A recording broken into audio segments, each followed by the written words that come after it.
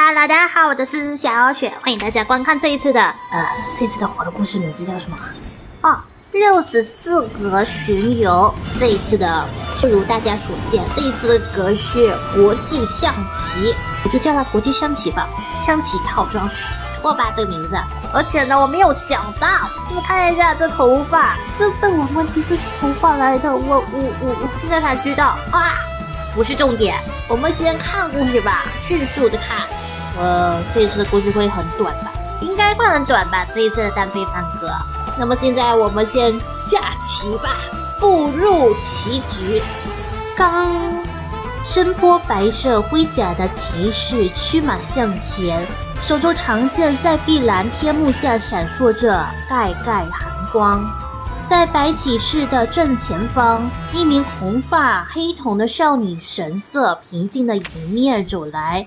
她抬頭望望大門緊閉的城堡，輕輕嘆了口氣：“塔塔利，打開城門吧。”“好，休想！我的白騎士，封鎖好大門，不要讓黑王進來。”暖暖、大喵與小雪匆匆趕到塞菲亞的訓練空間時，看到的就是這樣一番景象。百王塔塔利死守在一座防備嚴密的城堡中。他站在最高處的露台上，雙手叉腰，氣鼓鼓地看着城牆下的姐姐莉莉安。莉莉安率領黑旗大軍與城牆下的白旗大軍對身，騎士大軍中彌漫着緊張的氣息，一個個都滿懷戒備地瞪着彼此。看到暖暖等人來到，棋子們卻像是鬆了那根緊繃的弦，親切又開心地向眾人揮手示意。這不是之前在莉莉安塔塔利的精神世界裡見過的棋子們嗎？居然被一起帶到怎樣的訓練空間裡來了？小雪，看來他們還記得我們呢。我們之前把莉莉安壓制了暴走的精神力，所以這些棋子對我們挺友善的。但短暫的放鬆之後，劍拔弩張的騎士依着華麗的主教，不安嘶鳴的戰馬，一個個棋子再度緊張對身起來。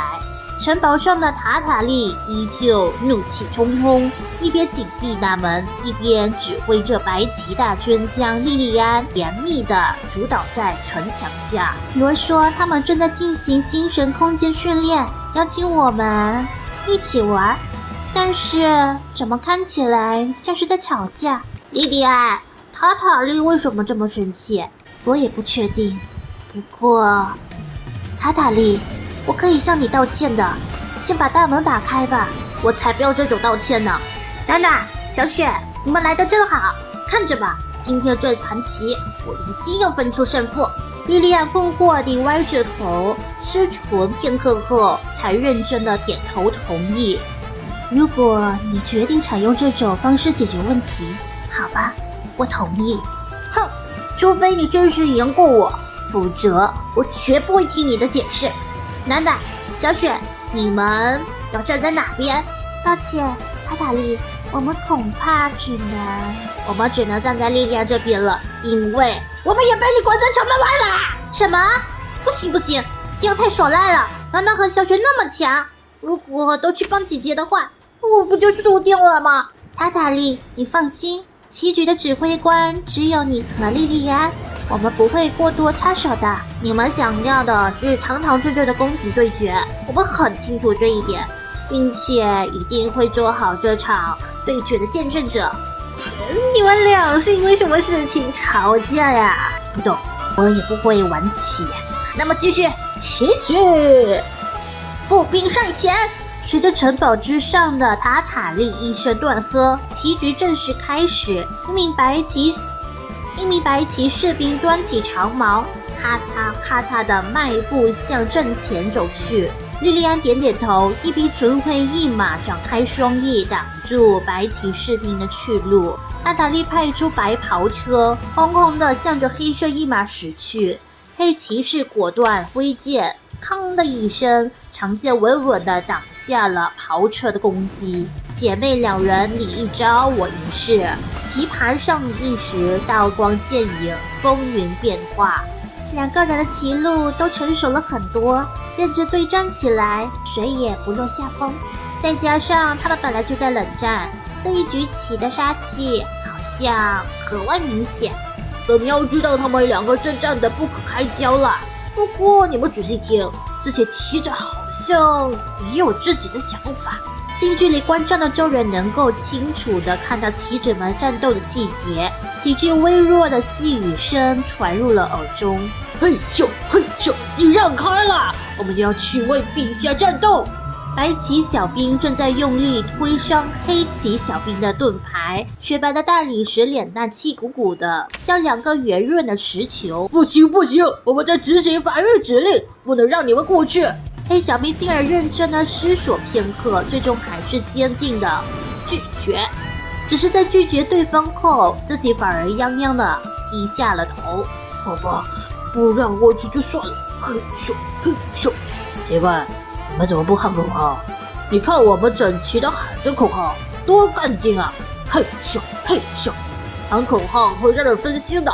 黑王陛下說過，只有安靜的觀察才能看清全局。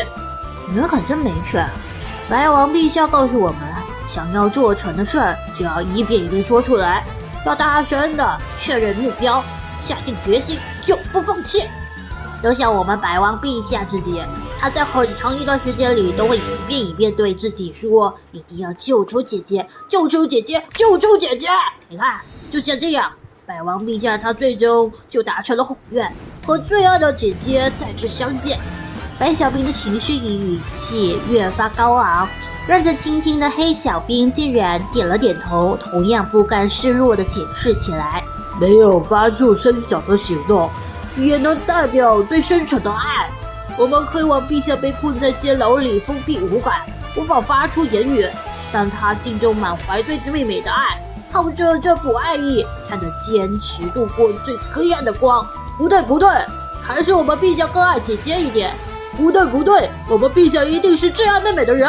小兵們亂糟糟吵成一團，城堡上的塔塔莉臉頰一點一點漲紅起來，就連意志從容安靜的莉莉安也有些不好意思的低下頭。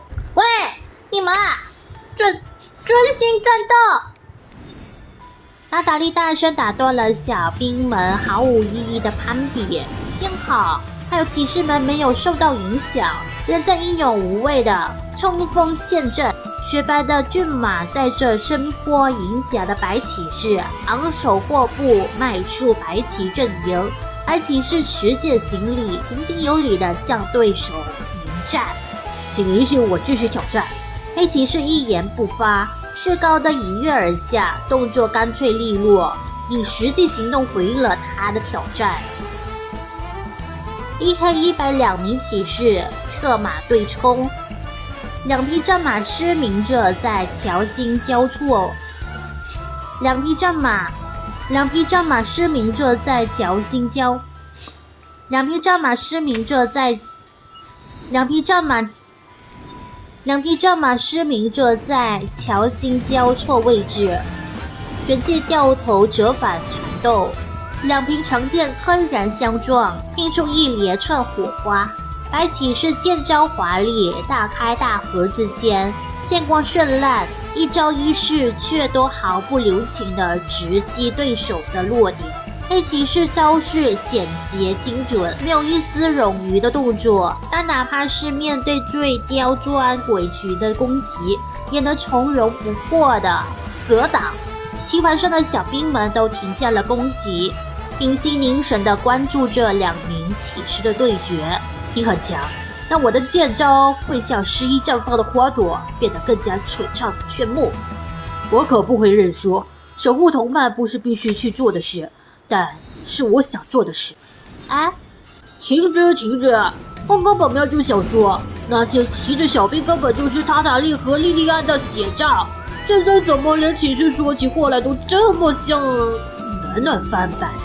莉莉安少見的紅了臉，但還是盡量條理清晰地向眾人解釋。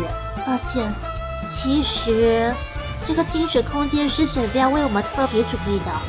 我們在這裡擬造出了不同種的搭配之力，讓棋子們能活動起來，一起操控自己精神世界裡無意識的棋子。控制這種有自我意識的棋子，能更好的鍛鍊我們的精神力。或許是因為我每次想到騎士這個詞時，總會下意識的想到暖暖，溫柔、強大、理智，是同伴們最可靠的守護者。哎，我還以為只有我覺得暖暖很像騎士呢。不過，我覺得暖暖更像浪漫的英雄，優雅美麗，還有很有原則，就像騎士恪守着騎士禮儀一樣。這麼默契，可是你們不愧是雙生子姐妹嗎？說話間，黑白騎士的戰鬥來到尾聲，黑白2柄長劍同時刺穿對方的盾牌，戰馬失明，載着雙雙負傷的騎士回到各自戰營後方。這是一場實力相當的試探。雖然雙方沒有分出勝負，但依舊是一場無可沾比的精彩對決。2名騎士站退後方，由各自的主教出手為他們治療。焦灼的戰場迎來了短暫的休息時間。什麼嘛，本來覺得暖暖應該是王才對，統一戰場的王。我的話倒覺得最初的暖暖更像一名堅定的小兵，一路上跋山涉水，攻城拔寨，像看似比他強大100倍的騎士主教王發起挑戰，一點點推平所有困難，從不放棄，也不服輸。這麼說也有道理。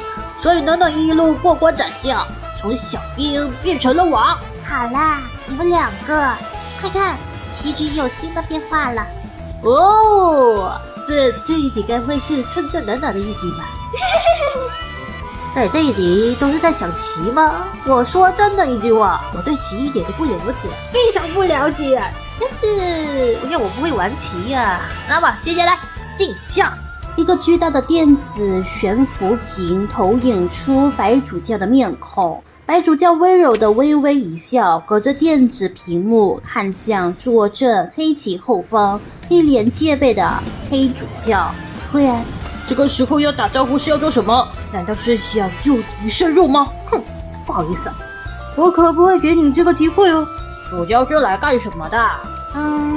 主教只可以協走，一旦出發就不可以轉向，這意味着2個主教永遠無法攻擊彼此。哎，為什麼姐姐這邊的白主教性格像妹妹，妹妹那邊的黑主教又那麼像姐姐啊？難道說在你們心裡都覺得對方最重要，所以一定要放在最安全的位置保護起來？是的，才不是呢！莉莉安的黑子陣營中，所有棋子都嚴謹肅穆，令行禁止，有條不紊地遵照莉莉安的指揮行動，一眼可知是精銳之師。唯獨最後方的黑主教慵懶地打了個哈欠，抱着胳膊和對面的白主教東拉西扯，討價還價，眼中不時閃過焦急的光芒。在對面白棋陣營中，一群白色小兵吵吵鬧鬧，精神滿滿，簇擁着雕刻精致的優雅白主教，而白主教溫柔的微笑。但是在那個溫文爾雅的笑容之下，還有一雙明亮的雙眸。白主教不言不語，看穿了戰局中的一切迷障。在一陣漫無的閒聊之後，黑主教忽然站直了身體。我看到你的視線向左翼瞥了一下，我懂了，你想打開局面，讓小兵們從左翼傾斜補位，對不對？白主教被說破戰術，臉上的溫柔笑意卻未減退分毫。真是聰明的孩子，但別忘了，棋盤是2個人的舞蹈，隨時都可能因某一個人的變調而天翻地覆。那就讓我來見識見識吧！全體列陣！黑白棋子們再度廝殺在一起，白小兵喊着整齊華麗的口號一擁而上，與黑小兵的盾牌猛烈地撞在了一起。莉莉安卻罕見的有些走神，默念着白主教先前的話語：棋盤是2個人的舞蹈。塔塔利，原來還是在因為那件事生氣嗎？是什麼事？我知道。感到衣角被人輕輕拽了拽，暖暖低下頭，看到一名白小兵不知何時已趁亂來到黑棋陣營，謹慎左看右看，小聲開口：我知道陛下為什麼會生姐姐的氣。啊，誒，到底為什麼生氣啊？該不會莉莉安在某的情況下獨自完成，所以導致呢塔塔利生氣啦？是這個原因嗎？猜測的，兄弟姐妹好像也是這樣的吧？不懂，來吧，起因終於可以看起因了。而且我覺得那個白主教跟黑主教呢，就是她們兩姐妹，想象了一下對方，所以她們才那麼像對方吧。那麼來吧。矛盾起源於姐妹兩人作為雙人小隊執行了一項保衛任務，任務完成得很順利。但塔塔利在返程路上查看任務日記時，卻發現了一個事先未被探查的誅機點。而這個誅機點不知在何時已被標記為分析完成。分析時間在塔塔利成功潛入目標地點之後，是莉莉安發現了這個死角，她當即採取了行動，調整了自己的路線，獨自前往勘察。你已經抵達目標地點，很可能正在進行戰鬥。你知不知道這樣做很危險？我已經用精神力推演過，它存在威脅的概率很低，我自己能夠應付。我們應該一起行動的。相比起來，在行動中讓你分心是更加危險的行為，我獨自處理才是最有效率的方式。所以你就單方面做了決定，還把我們在鼓裡。莉莉安，我們現在是在一起執行任務的搭檔，我不是需要被你保護的孩子。面对塔塔利不斷飆升的怒火，莉莉安既困惑又無奈，她放緩了語氣，試圖為自己的行動辯解。不，我不是把你當作孩子，只不過這就是最正確的做法。因為你不信任我，不相信我能與你共同處理哪怕只有2%危險度的困難，你寧可獨自面對危險，才是最合理的做法，對嗎？不，我看着怒氣沖沖的塔塔利，莉莉安果斷決定放棄爭執，優先安慰妹妹的情緒。對不起，塔塔利，都是我的錯，我害你擔心了。你根本就不明白，莉莉安，大笨蛋！這場衝突以不歡而散告終，直到兩人進入精神空間準備進行訓練，塔塔利還在生氣。精神空間的氣候隨着塔塔利的心情而變化，在滾滾雷聲中，塔塔利轉身進入城堡，狠狠地關上大門，將莉莉安拒之門外。塔塔利，請打開城門。原來是這樣，所以我們才看到了西洋棋雙方緊張的對声的局面，棋盤上的氣氛也隨着往事浮出水面而變得沉重凝淡。白主教目光依舊溫柔，黑主教卻抿緊了嘴唇，轉過臉去不看他。兩枚棋子的表現恰恰也映照出姐妹倆的心境。小兵們停下了混戰，彼此不安地交換着眼神，就連驍勇的骑士們也悄悄放緩了攻勢。一直在旁觀察棋局的暖暖向前走了一步。那什麼？所以暖暖終於要出動了。那麼這一次的故事就此結束啦。這一次的故事感覺還挺行的吧？主要是我配音配的挺爽的。沒有啦，也不是很爽到哪裡去了，就一點點的成就感。那麼這一次的故事大家覺得如何呢？我是覺得還行吧。就總結，就是這一次的故事是專門是姐妹吵架過後又和解的故事吧。這2個才的猜測是正確了，完全正確啊！沒想到我成為預言家了。No， 我不是成為預言家，這只是一個邏輯性的一個猜測。對，邏輯性的。那麼這一次的故事就此結束啦，我們下一集見吧。那麼喜歡這次的故事的話，記得下方留言、按讚、分享出去，還有千萬不要忘記訂閱我，打開我心愛的小鈴鐺哦。那麼我們下期影片見，拜拜。